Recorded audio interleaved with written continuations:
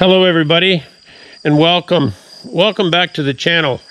I'm up here today in the wilds of Shetland, Ontario, and I'm here with Diane Bergsma. How are you, Diane? I'm feeling great today. It's a beautiful day. And Diane is here at, it's called Three Oaks Respite Center? Three Oaks. Three Oaks. Yeah. Tell us about the Respite Center and why you have it. And a lot of our viewers might not know. Right, well, first of all, thanks for coming over and your interest in the project. So Three Oaks is a project that we started 3.5 years ago. We were blessed with 7 children, and one of our sons was named Dallas. He was a very busy farmer and a very aggressive farmer in the good sense. And he was, from the time he could pull on his own boots, he would be out in the yard and in the shop and in the barn. And on his 18th birthday, he bought his first farm with his own money. And from there, he just wanted to grow, and very aggressively so. He built a new hog finishing facility in 2018, and we followed suit in 2019 with the idea that Dallas would take over the farm, and that was all growth that we anticipated would help him do that.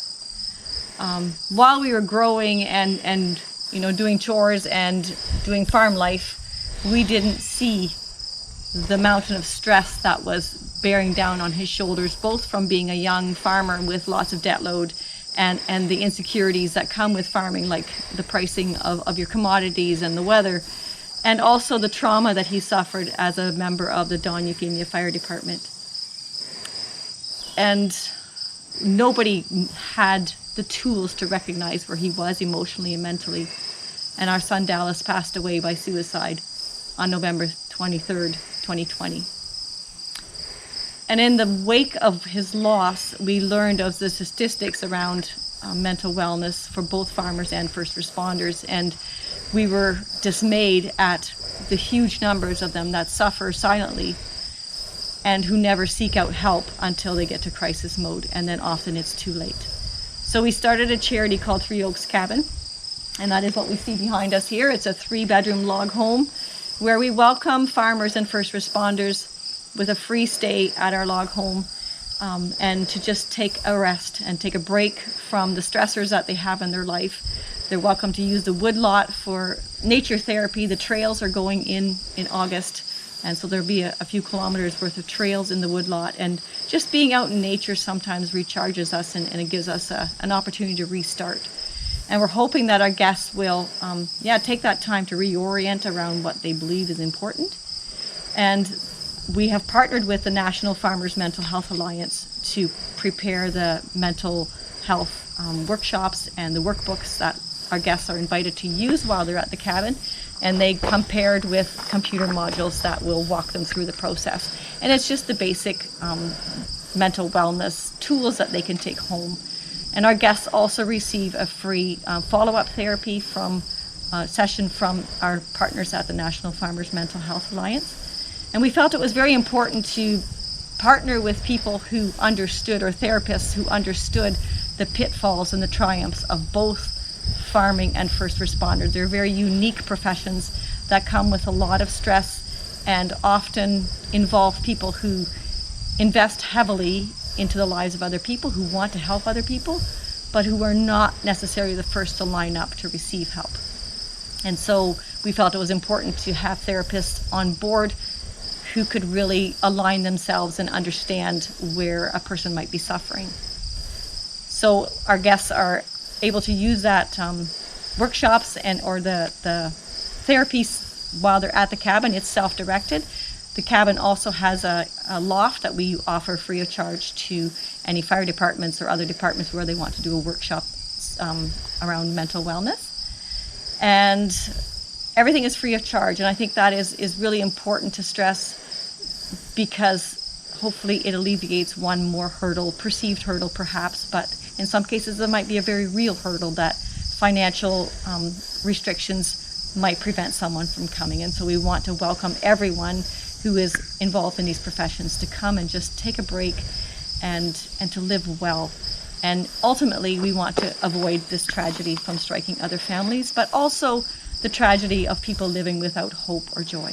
So we're hoping that with the provision of bricks and mortar place to stay where they can take a rest and hopefully get traction again on what they believe is important and go home being recharged, and if necessary to receive follow-up care further than the one session that we offer.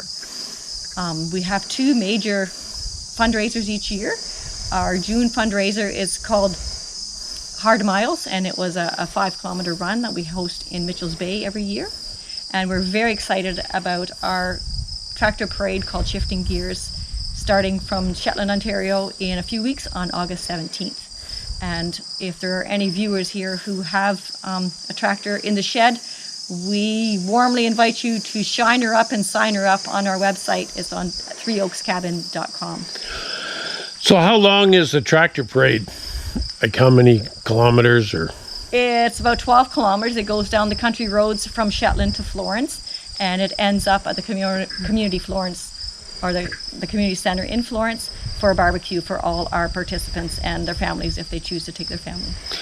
And really, you're welcome to donations, whether you, like if you don't have a tractor and want to just give money. Absolutely. We will gratefully accept any donations, and all donations are used 100% in support of farmers and first responders. There are, other than the cost of running the cabin, there are no wages or anything being drawn. All our people that work at the cabin are strictly volunteers. So typically, what would a stay at the cabin be like? Like when would it, how many days or?